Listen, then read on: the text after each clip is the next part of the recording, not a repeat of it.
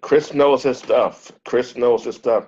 And for an investment of 297, there's some people asking which certification is best for me, which certification is best for me. But in all actuality, it would be better for you to get to know the person before you tell them what's best for you, correct? Exactly. That's why in my course, what I do is I provide methods in which they can see their skill set for themselves, and Mm, they can answer that. Then once they know what their background is and their skill set, like if you're a strategic thinker, then you might want to consider management.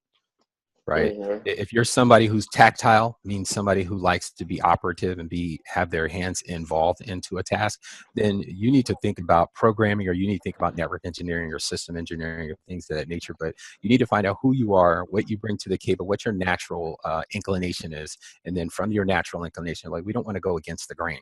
If you're good at something, let's take that and let's go down the stream where the water is going.